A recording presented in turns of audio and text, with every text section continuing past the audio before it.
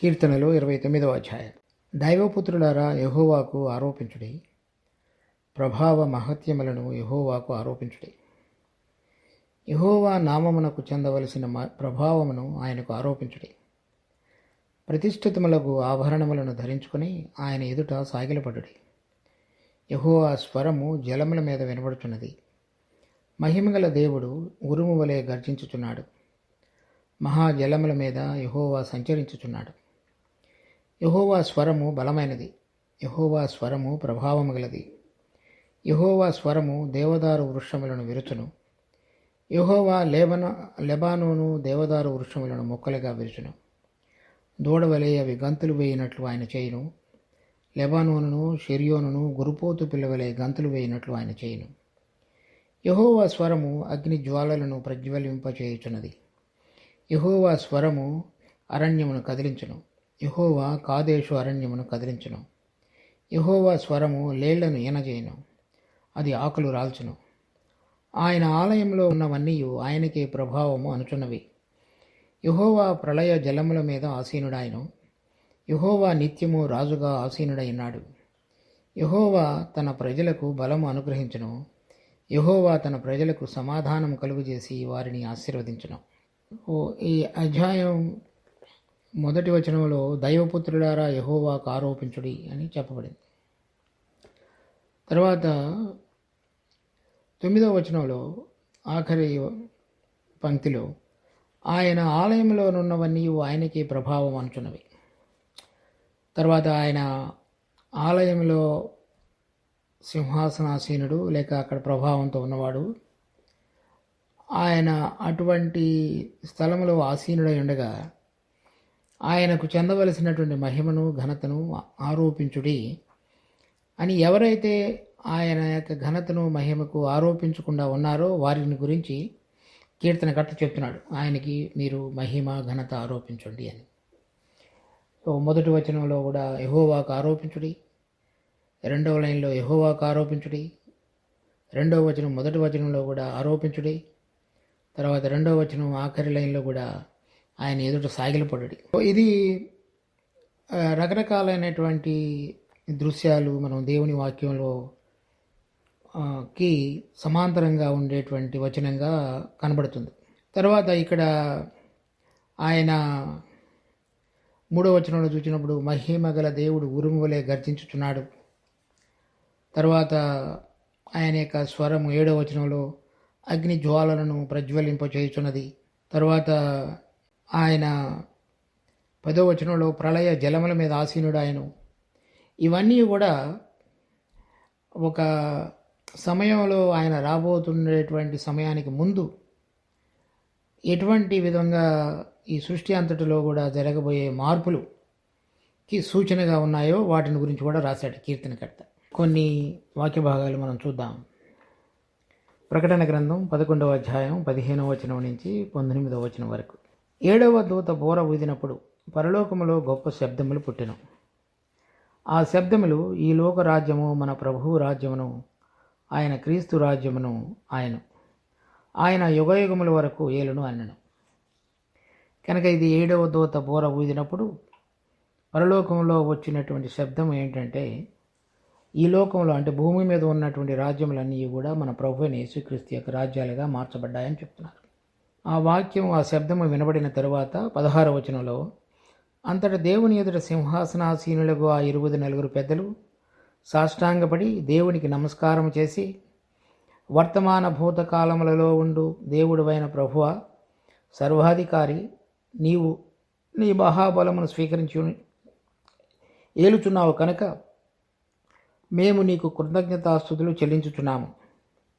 జనములు కోపగించినందున నీకు కోపం వచ్చును. మృతులు తీర్పు పొందుటకు నీ దాసులకు ప్రవక్తలకు పరిశుద్ధులకు నీ నామమునకు భయపడు వారికి నీ తగిన ఫలమిచ్చుటకును గొప్పవారేమి కొద్దివారేమి భూమిని నశింపచేయు వారిని నశింపచేయుటకు సమయం వచ్చి ఉన్నదని చెప్పిరి. మరియు పరలోకమందు దేవుని ఆలయము తెరవబడగా దేవుని నిబంధన మందసము ఆయన ఆలయములో కనబడెను. అప్పుడు మెరుపులు, ధ్వనులు, ఉరుములు, భూకంపము, గొప్ప వడగండ్లు పుట్టెను. ఇక్కడ మనం చదివినటువంటి 29వ అధ్యాయం కీర్తనలో కూడా ఉరుములు, అది 3వ వచనంలో మహిమగల దేవుడు ఉరుము వలె గర్జించుచున్నాడు. తర్వాత 7వ వచనంలో ఆయన స్వరము అగ్ని జ్వాలలను ప్రజ్వలింపచేయుచున్నది. తర్వాత 10వ వచనంలో యెహోవా ప్రళయ జలముల మీద ఆసీనుడై ఉన్నాడు. ఇవన్నీ కూడా తర్వాత 11వ వచనంలో 10వ వచనంలో యెహోవా నిత్యము రాజుగా ఆసీనుడై ఉన్నాడు. అంటే ఆయన రాజ్యం, ఈ భూలోకంలో ఉన్నటువంటి రాజ్యములన్నీ కూడా ఆయన యొక్క ప్రభుత్వము లేక అధికారం కిందకి మార్చబడి భూమిని అంతటి మీద ఆయన రాజుగా ఏలబోయేటువంటి సమయానికి ముందు ఆయన పరలోకముల నుంచి రాబోతున్నటువంటి సందర్భంలో దావీదు ఒక ప్రవక్తగా ఆ దృశ్యాన్ని చూచిన వాడై ఆ కీర్తన రాసినాడు. ఆ కీర్తనలో ఇప్పుడు ఇక్కడ మన 11వ అధ్యాయంలో ప్రకటన గ్రంథంలో చదివినటువంటి సందర్భంగా ఏవేవైతే భూకంపాలు, ఉరుములు, గర్జనలు వినబడుతున్నాయో అవన్నీ కూడా వినబడి ఆయన రాబోతున్నాడు అనేటువంటిది కీర్తనకర్త ముందుగా ఆత్మ ద్వారా తెలియపరచబడిన వాడే వాటిని గురించి ప్రవచించుతున్నాడు. తర్వాత ఈ మొదటి వచనంలో మనం చూసింది కూడా కొంచెం వివరంగా చూడాలి. దైవపుత్రులారా యెహోవాకు ఆరోపించుడి. ఈ దైవపుత్రులు అనేటువంటి వాళ్ళు కీర్తనలు 82వ అధ్యాయం 1వ వచనం. దేవుని సమాజంలో దేవుడు నిలిచి ఉన్నాడు, దైవముల మధ్యన ఆయన తీర్పు తీర్చున్నాడు. తర్వాత కీర్తనలో 89వ అధ్యాయం 5వ వచనం నుంచి 7వ వచనం వరకు. యెహోవా ఆకాశ వైశాల్యముని ఆశ్చర్య కార్యములను స్తుతించుచున్నది. పరిశుద్ధ దూతల సమాజంలో నీ విశ్వాస్యతను బట్టి నీకు స్తుతులు కలుగుతున్నవి. మింటను యెహోవాకు సాటి అయిన వాడెవడు? దైవపుత్రులలో యెహోవా వంటి వాడెవడు? పరిశుద్ధ దూతల సభలో మిక్కిలి ఆయన భీకరుడు, ఆయన చుట్టూ ఉన్న వారికి అందరికంటే భయంకరుడు. 2 వివరాలుగా ఇక్కడ కూడా కీర్తనకర్త చెప్తున్నాడు. ఒకటి, పరిశుద్ధ దూతల సమాజంలో నీ విశ్వాసతను బట్టి నీకు స్తుతులు కలుగుతున్నవి. అక్కడ కూడా అది ఆకాశంలో ఉన్నటువంటి దేవుని యొక్క సర్వసభాముఖములో ఆయనను ఆసీనుడై ఉన్నప్పుడు పరిశుద్ధ దూతలుగా ఉన్నటువంటి వాళ్ళు ఆయనను స్తుతించేవారుగా ఉన్నారు. అది ప్రకటన గ్రంథం 4వ అధ్యాయం 5వ అధ్యాయంలో కూడా ఆ చిత్రాన్ని మనం చూడవచ్చు. తర్వాత 6వ వచనంలో మింటను యెహోవాకు సాటి అయిన వాడెవడు? దైవపుత్రులలో యెహోవా వంటి వాడెవడు? అంటే కొంతమంది ఉన్నారు, వాళ్ళకి గురించి చెప్పినప్పుడు మరలా పరిశుద్ధ దూతులు అనేటువంటిది మార్చి దైవపుత్రులు అని చెప్పాడు. అంటే వాళ్ళల్లో అంటే వీళ్ళందరూ కూడా పరిశుద్ధ దూతలుగా మొట్టమొదటిలో పిలువబడినప్పటికీ కొంతమంది ఎవరెవరైతే సాతాను చేత ప్రేరేపించబడి అతని ప్రభావం కిందకు వచ్చి దేవుని యొక్క ప్రభుత్వాన్ని, అధికారాన్ని ఎదిరించి దేవుని యొక్క వారికి నియమించబడిన స్థానం నుంచి పడిపోయినటువంటి వాళ్ళందరూ వాళ్ళు ఇక్కడ 87వ వచనంలో 82వ కీర్తనలో చూసినట్లుగా ఆయన దైవముల మధ్యన ఆయన తీర్పు తీర్చుతున్నాడు. తర్వాత అదే చిత్రాన్ని మనం యోబు పత్రిక 1వ అధ్యాయం తర్వాత 2వ అధ్యాయంలో కూడా చూడవచ్చు. సో ఇక్కడ ప్రకటన గ్రంథం 12వ అధ్యాయం 3వ వచనం. అంతటా పరలోకమందు ఇంకొక సూచన కనబడెను. ఇదిగో ఎర్రని మహాఘట సర్పము, దానికి 7 తలలను 10 కొమ్ములను ఉండెను. దాని తలల మీద 7 కిరీటములు ఉండెను. దాని తోక ఆకాశ నక్షత్రములలో 3వ భాగమును ఈడ్చి వాటిని భూమి మీద పడవేసెను. కనమైన ఆ స్త్రీ కనగానే ఆమె శిశువును మృంగివేయవలనని ఆ ఘట సర్పము స్త్రీ ఎదుట నిలుచుచుండెను. ఇక్కడ చూస్తున్నటువంటి ఒక దర్శనం ఏంటంటే, ఒక ఎర్రని మహాఘట సర్పం ఉన్నది. ఆ మహాఘట సర్పం అనేటువంటిది అది సాతాను అనేటువంటిది ఇక్కడ తర్వాత 9వ వచనంలో ఉంది, అదే అధ్యాయంలో ఆ మహాఘట సర్పం పేరు. అతనితో పాటు ఆకాశ నక్షత్రములలో 3వ భాగం ఈడ్చి భూమి మీద పడవేయబడాడు. ఆ 3 ఆకాశ నక్షత్రములలో 3వ భాగం అంటే దూతలుగా సృష్టించబడి ఆకాశంలో ఉండవలసిన వారిట్లో 3వ వంతు సాతానును వెంబడించి అతనితో పాటుగా ఇప్పుడు దేవునికి వ్యతిరేకంగా ఉండి దేవుని యొక్క ప్రకాశము మనుషుల హృదయాలలోనూ భూలోకములోనూ ప్రసరింపచేయకుండా అడ్డం పడేటువంటి దూతగణమని అర్థం. వాళ్ళకి ఏం చెప్తున్నాడంటే దావీదు, రాబోయేటువంటి దినాల్లో ప్రభువు రాబోతున్నాడు. ఆయన గర్జించి రాబోతున్నాడు. ఎప్పుడు రాబోతున్నాడు అనేటువంటిది ప్రకటన గ్రంథం 11వ అధ్యాయంలో చూశాం. 12వ అధ్యాయంలో ఆ విధంగా ప్రభువు రాబోయే మునుపు ఏదైతే జరగబోతున్నదో ఆ జరిగిన తరువాత సింహాసనం మీద ప్రభు ఆసీనుడు కాబోతున్నాడు. కనుక మీరు ఆయనకు చెందవలసినటువంటి ఘనతను మహిమను ఆరోపించండి. ఇప్పటి వరకు మీరు ఆయనకు వ్యతిరేకంగా చేసినటువంటి ప్రలాపాలన్నిటినీ కార్యకలాపాలన్నిటినీ కూడా బంధించి ఆపివేసి ఇప్పుడైనా సరే ఆయనను మీరు ఏ విధంగా చూడాలో గుర్తించాలో ఎరగాలో అటువంటి విధంగా ఆయనకు మాత్రమే ఆరోపించి ఆ సాతాను యొక్క ప్రభావం నుంచి మీరు బయటికి రాగలిగినట్లయితే మేలో చెప్తున్నాడు. కీర్తనలు 82వ అధ్యాయం 6వ వచనం. మీరు దైవములనియు మీరందరూ సర్వోన్నతిని కుమారులనియు నేనే సెలవిచ్చున్నాను. ఆయనను ఇతర మనుషులు చనిపోవునట్లు మీరును చనిపోవుదురు, అధికారులలో ఒకడు కూలినట్లు మీరును కూలుదురు. దేవా లేము, భూమికి తీర్పు తీర్చుము, అన్యజనులందరూ నీకే స్వాస్థ్యముగా ఉందరు. ఈ దైవపుత్రులు అనేటువంటి వారందరూ లేక సర్వోన్నతిని కుమారులుగా పిలువబడిన వీరందరూ కూడా చాలా వరకు దేవుని యొక్క మహాత్యాన్ని ప్రభావాన్ని గుర్తించి ఆయన ఎదుట సాగిలపడి ఆయనను ఆరాధించేవారు. ఎవరైతే సాతానును వెంబడించి అతనికి లోబడి అతని యొక్క ప్రభుత్వాన్ని ప్రోత్సాహపరుస్తూ భూలోకంలో ఉన్నటువంటి మనుషులందరినీ కూడా దేవునికి వ్యతిరేకంగా తిప్పేటువంటి శక్తులుగా మారి దేవునికి వ్యతిరేకంగా పనిచేస్తున్నారో వారందరికీ రాబోయేటువంటి దినాల్లో ఏం జరగబోతున్నది దావీదు వర్ణించి చెబుతున్నాడు. 2వ వచనంలో, యెహోవా నామమునకు చెందవలసిన ప్రభావమును ఆయనకు ఆరోపించుడి, ప్రతిష్ఠితములకు ఆభరణములను ధరించుకొని ఆయన ఎదుట సాగిలపడ్డాడు. ఆయనను మీరు గుర్తించుకోవట్లేదు. ఇప్పుడు ఏ విధంగా మీరు గుర్తించాలో ఆ విధంగా గుర్తించండి. తర్వాత ఆయన ఎదుటికి మీరు రావాలంటే ప్రతిష్ఠితములకు ఆభరణములను ధరించుకోవాలి. అంటే ప్రత్యేకపరచబడి పరిశుద్ధమైనగా జీవించుతూ ఏదైతే పాపమున్నదో మీరు దేవుని ఎదుట నిలబడకుండా తోలివేయబడినటువంటి ఆ అపవిత్రతను తీసివేసుకొని దేవుని యొక్క మహాత్యాన్ని గుర్తించి మీరు రావాలి అని చెప్తున్నాడు. అది వస్తుందని కాదు అర్థం. అంటే వాళ్ళు పడిపోయినటువంటి స్థితి, దేవుడు ఉన్నటువంటి పవిత్రమైన స్థితిని గురించి మాట్లాడుతున్నాడు. తర్వాత ఇక్కడ మనం చూసాం, ఆయన స్వరము జలముల మీద వినబడుతున్నది, మహిమల దేవుడు ఉరుము వలె గర్జించుతున్నాడు. దీనికి మనం ఆదికాండం 1వ అధ్యాయం 2వ వచనం, భూమి నిరాకారముగాను శూన్యముగాను ఉండెను, చీకటి అగాధ జలము పైన కమ్మియుండెను, దేవుని ఆత్మ జలముల పైన అల్లాడుచుండెను. ఈ చీకటి అగాధ జలము పైన కమ్మియుండెను, దేవుని ఆత్మ జలముల పైన అల్లాడుచుండెను. సో ఇక్కడ కూడా మనం చూసేంటి, ఏవైతే మనిషి అపవాది పాపం చేయటం ద్వారా ఆ భూమి అంతటి మీద కూడా నిరాకారంగా మార్చబడి జలముల చేత కప్పివేయబడి ఉన్నదో ఆ జలముల మీద దేవుని యొక్క ఆత్మ అల్లాడుతున్నది. దాని తర్వాత మనం మెల్లమెల్లగా చదివినప్పుడు 3వ వచనంలో, దేవుడు వెలుగు కమ్మని కాగా వెలుగు కలిగెను.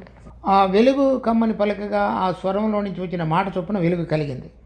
ఏదైతే ఆ వెలుగు కమ్మని కాగా వెలుగు కలిగినంటే ఇక్కడ 29వ అధ్యాయంలో చూసినట్లుగా ఆయన యొక్క స్వరము జలముల మీద వినబడినప్పుడు, అంటే ఏదైతే పాత సృష్టి ఉన్నదో దేవునికి వ్యతిరేకంగా అదంతయు కూడా ముంచివేయబడి నూతనమైనదిగా ఆదికాండం 1వ అధ్యాయంలో చేయబడిందో, దేవునికి వ్యతిరేకంగా లేచినటువంటి శక్తులన్నీ కూడా ఆయనకు లోపరచబడగలిగే విధంగా ఆయన స్వరము పనిచేసి సమస్తాన్ని కూడా ఆయన అధికారం కిందకు తెచ్చుకొని ఆయన యొక్క సింహాసనాన్ని ఆక్రమించుకొని ఆయన భూలోకంలో కూడా సమస్తమైనటువంటి రాజులను ప్రభుత్వాలను ఓడించి ఆయన ప్రభుత్వాన్ని స్థిరపరచబోతున్నాడో ఈ 29వ అధ్యాయంలో మనం చూస్తాం.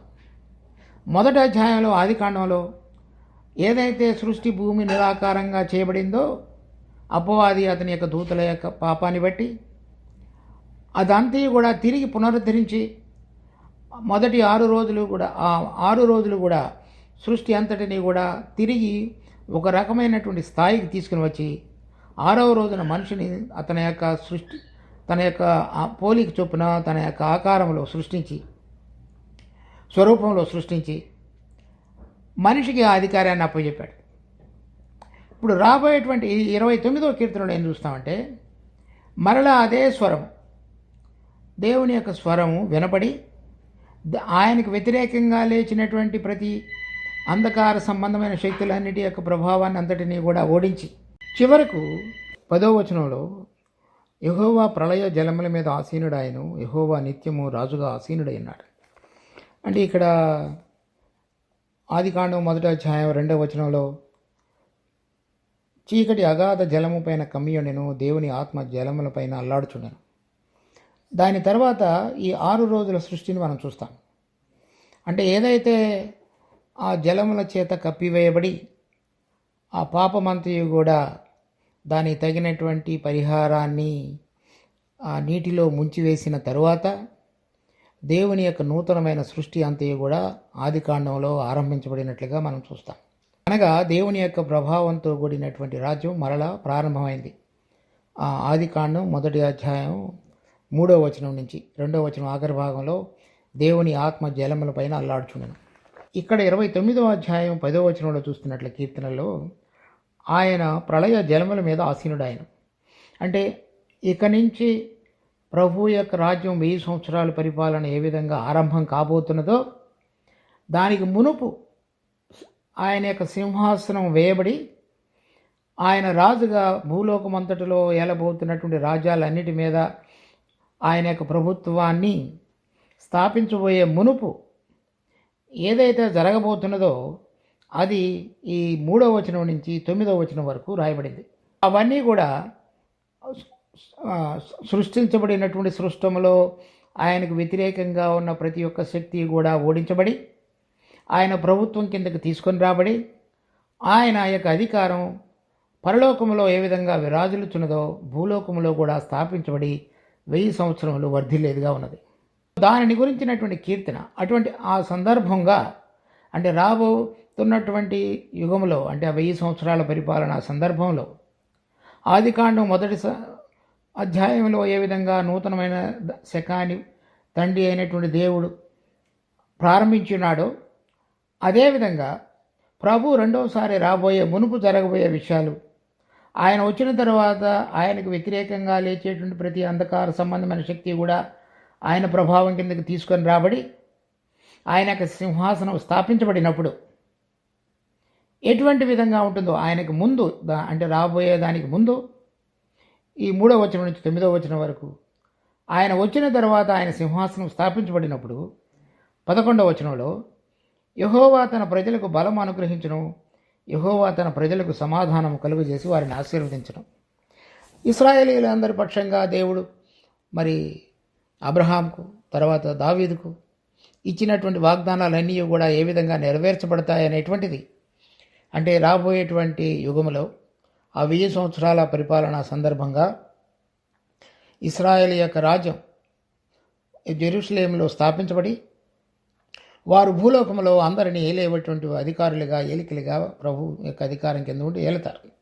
ఆ విధంగా ఆయన యొక్క రాజ్యము నిత్యము స్థాపించబడి తన ప్రజలకు బలం అనుగ్రహించడం అని వారిని ఆశీర్వదించడం అంటే ఇశ్రాయేలుల మీదగా రాబోయేటువంటి నిత్యమైన ఆశీర్వాదాన్ని గురించి ఆయన చెబుతున్నాడు. ఈ వచనాల్లో మనం ఇవన్నీ కూడా ఒక అవుట్లైన్లో చూసినప్పుడు ప్రభువుకి వ్యతిరేకంగా లేచినటువంటి దేవదూతలు ఎవరైతే ఉన్నారో సాతానును వెంబడించుతున్నటువంటి ఆ దేవదూతలు అందరూ కూడా కీర్తనలు 82వ అధ్యాయంలో చూసాం, తర్వాత 89వ అధ్యాయంలో చూసాం, తర్వాత ఇక్కడ 29వ అధ్యాయంలో చూస్తున్నాం.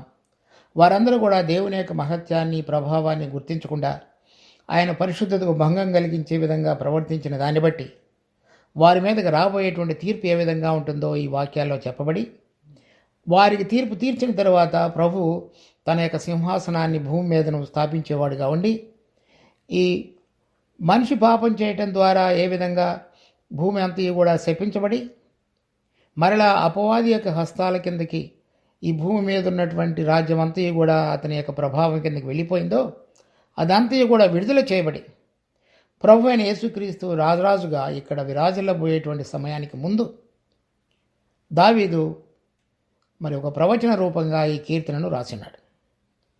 అది మరి ఇశ్రాయేల్ వారికి దేవదూతలకు తర్వాత విడిపించబోయేటువంటి సృష్టానికి గురించి చెప్పబడింది. విశ్వాసులమైన మనకు కూడా ఇది వర్తించేదిగా ఉన్నది. అది ఇంకొక భాగంలో రేపు చూద్దాం. ప్రార్థన చేసుకుందాం. మా ప్రేమ కలిగిన తండ్రి, మీ కుమారుడైన యేసుక్రీస్తు మరి భూలోకంలోనూ పరలోకంలోనూ రారాజుగా వర్ధిల్లబోయే సమయం కొరకై మేము ఎదురు చూస్తూ మీకు వందనాలు చెల్లిస్తున్నాం. మీరు పరిశుద్ధుడు కనుక మేము కూడా పరిశుద్ధమైన అలంకారాలు ధరించుకుని మీ సన్నిధిలో ఎల్లప్పుడూ కనబడాలని కోరుతున్నాం. దాని యొక్క విలువను మేము గుర్తెరిగి ఆయన యొక్క మహత్యాన్ని ప్రభావాన్ని తెలుసుకుని ఆయన రాజరికానికి లోబడుతూ జీవించగలిగినటువంటి అనుభవంలోనికి మమ్మల్ని అందరినీ నడిపించు. ఈ అధ్యాయంలో మేము చూస్తున్నటువంటి విషయాలు ఎంతో మరి మునుపు కాలంలో జరిగినవి, ఇప్పుడు జరుగుతున్నవి, రాబోయే దినాల్లో జరగబోయే విషయాలు, వాటన్నిటి యొక్క అవగాహనలోనికి మమ్మల్ని అందరినీ తీసుకుని రండి. మరింత భయంతో వణుకుతో మా రక్షణను కొనసాగించుతూ మీకు చెందవలసినటువంటి మహిమను ఆరోపించేటువంటి మంటిఘటాలుగా మమ్మల్ని అందరినీ కూడా మీ యొక్క ప్రభుత్వం యొక్క అధికారం కింద ఉంచమని వేడుకుంటున్నాం. మరి ఈ వాక్యమును ఆశీర్వదించమని మా రక్షకుడు ప్రభు అయిన యేసునామమును అడిగి వేడుకుంటున్నాం తండ్రి. ఆమేన్.